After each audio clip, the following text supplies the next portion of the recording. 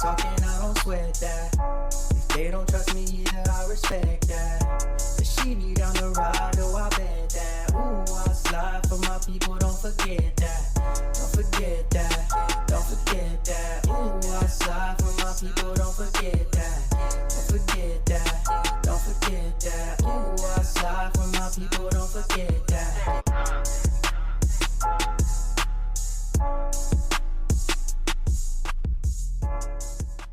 Good morning, good afternoon, good evening.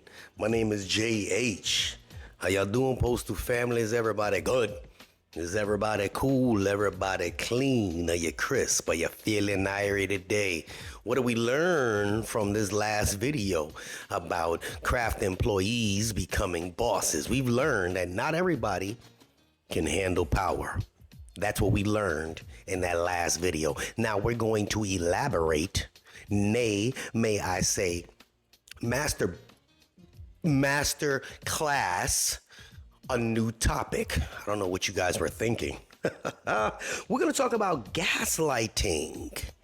Gaslighting. It's a form of psychological manipulation that causes individuals to doubt themselves and question their own thoughts, perceptions, and memories. Now, we're talking about gaslighting when it comes down to postal management and how it applies. When it comes to managers using gaslighting as a management tool, their goal is to sow self-doubt and confusion, and ultimately allowing themselves to exert control over their employees. In the context of the United States Postal Service, gaslighting by managers have detrimental effects on employee morale and overall workplace dynamics. This is about to get serious because we already know after we discussed our last video, and if you haven't watched it, I'm gonna make sure that you know we just spoke about craft employees that are in management, which is 99% of management today, craft employees. Now we're going to talk about them with gaslighting techniques. Are they taught this, or did they have this before? We don't know. Do all of them have it? No. Have a bunch of you told me about it? Absolutely.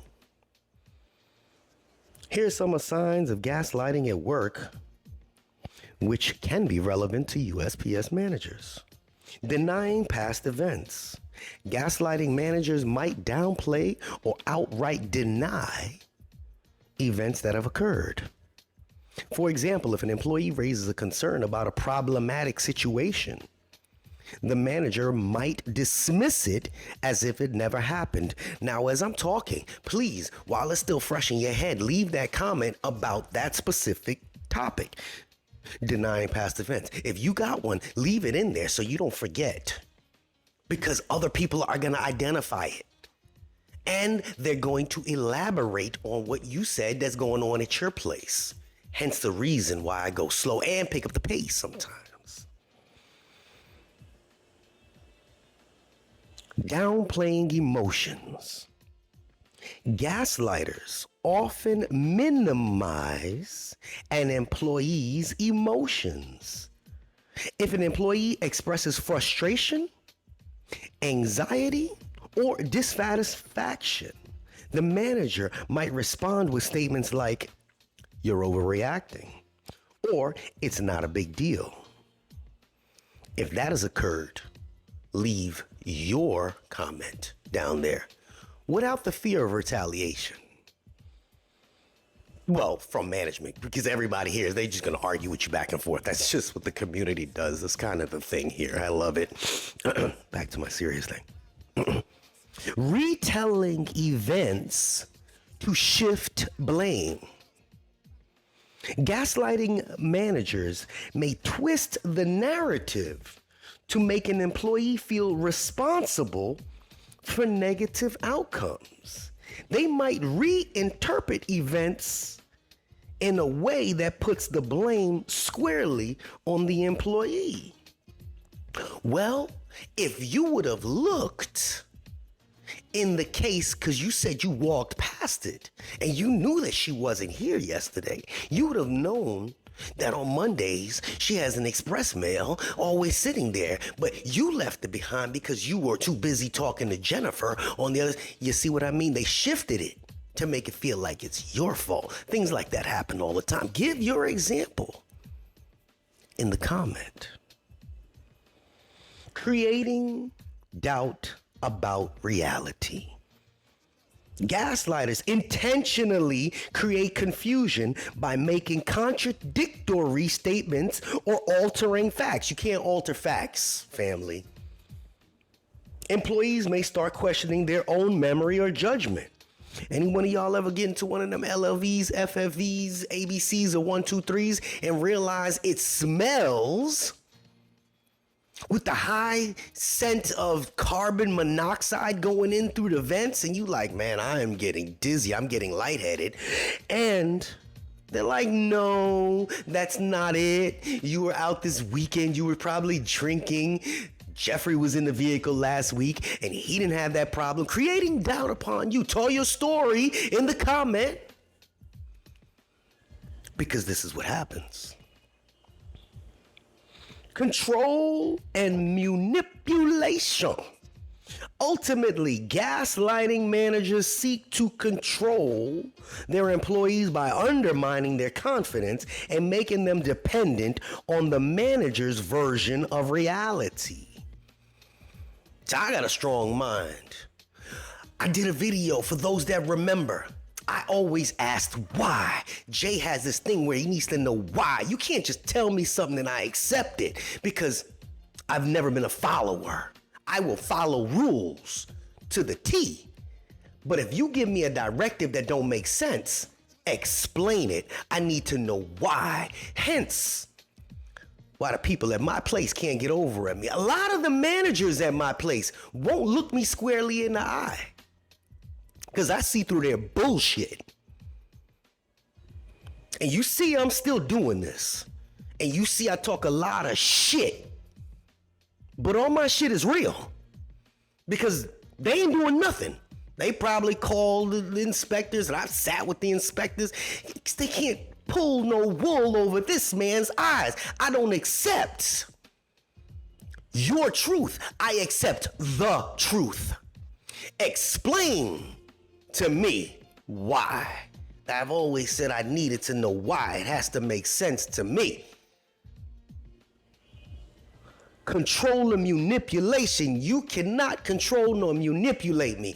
It is a form of control that I already go to that job on a consistent basis. But you're not going to manipulate me and make me feel as if I'm doing something wrong, because the rules that I will follow those rules to the T and throw them right back in your face. Write me up for being late. I'm going to take a picture of you coming in the fucking door late. And I'm going to say, what's good for the goose is good for the gander. Write me up late. We're going to play the game.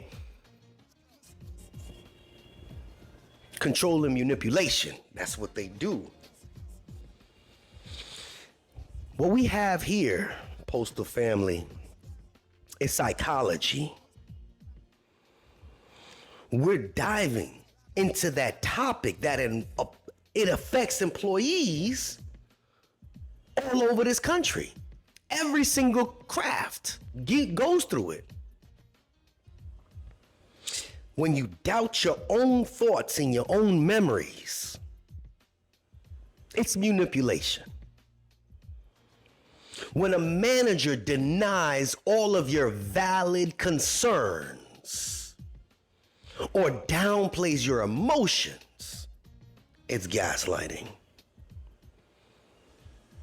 Twisting employees' confidence or twisting the events, shifting the blame, creating doubt about reality, they erode employees' confidence. They break some of the best people down.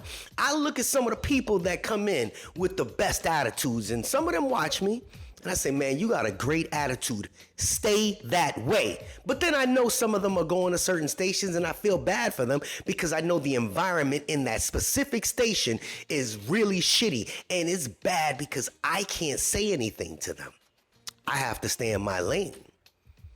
But it's sad that I got to send them. And it's not even necessarily all the managers. It's the coworkers. It is. I know for a fact, if you're still watching, there's a place where there's this stinking little heifer that for some reason she gets away with keying people's cars. I know about you, homegirl. And everybody else does. And the inspectors do as well. So, getting the feelings about something and goes behind people's back and keys a person's car on a consistent basis because of people being in their feelings, it's not always about the managers. It's about the toxicity that goes within. But the managers come from where? As we go back to the last video, the managers come from craft. The managers come from craft. Now, let me explain something to you. There are plenty of strategies for coping with gaslighting, seeking support, documenting incidents, trusting your instincts, etc. Those are going to be for another day. But for now, we just bringing facts to reality to the forefront because there's another thing before we get out of here. If you don't know anything about me, and a lot of you have followed me within these last year and a half, serious topics that I have spoken about and brought to the forefront, if you don't think that the people up top watch, serious topics that I have spoken about year and a half ago have been brought up to the forefront. They are now, within these last 6-7 months, they are dealing with them piece by piece by piece by piece. Things that I spoke about. It's not that I did any magic or voodoo. No. We've been talking about a lot of things. And if you go on your blue pages, you see that they're creating little sectors of things to take care of our concerns. Because Jay has been, Jay will be, that voice of the voiceless. You have spread your concerns to just some guy. I reissue your concerns and enough people watch. Enough people up top watch. They watch with disgust that I don't give two rats' asses. But I'm here to talk about the reality. And the reality is this place needs a straight flushing. It does. Because when you got people sitting up top that don't even know when they're in positions of power on how to interact with other people, should they still be up top because you needed a body to fill a seat? But if their job is to interact with, to be the peer of, why are they in that position? Can you imagine in the military, if you had just somebody up there that didn't know nothing about nothing, didn't have the training to be that drill sergeant and just talking to a bunch of people, hey, you know, can you imagine? We'd be in a third world country. But the structure here is similar to that of the military. Can you imagine? How half these people get up there is beyond me. Do half of them need to go? Yes. Do all of them need to go? No. We have some great people up top. But there's too few in between. I'm not drifting. I'm telling you what it is. The gaslighting amongst the immediate managerial system is horrific. Horrific. I got a handful of managers out of thousands across this country, just a handful that I can call and talk to, and they keep it 100 with me. That's a shame. And the only reason I got that is because of this platform. Every single employee, every single craft employee should be able to reach out to a peer above them that's not going to turn the narrative on them. They come to this place, dedicate their energy, their time, their emotions, their family life, hell, everything to this place, but they don't have anybody to turn to because you work with snakes, clearly, Miss Scratch a Car, we know who you are. As well as there's just nobody to turn to. This ain't a daycare, but there's just nobody to turn to. The environment's toxic. The culture is just horrible. And at what point do we turn around and say, you know what, enough's enough? You change that culture. You step your asses up, get up into management, start making the change you want to see, start being the positive that this place could be, and let's do something about it. Let's do something about it. Jay on that shit this week. I'm gonna talk that shit this week. Next week I'll be on, management side. But this week I'm on your side. Why? Because I feel like it. I can flip flop like that because it's my platform. Does it affect me any type of way? No, really doesn't. But I'm talking my shit because it's my channel. You see me? It's JH. Unexpected expenses stressing you out? Get the money you need now with Loans for Feds, a program designed specifically for federal employees. Bad credit is not a problem. Application is fast and easy with same-day approvals. Apply now.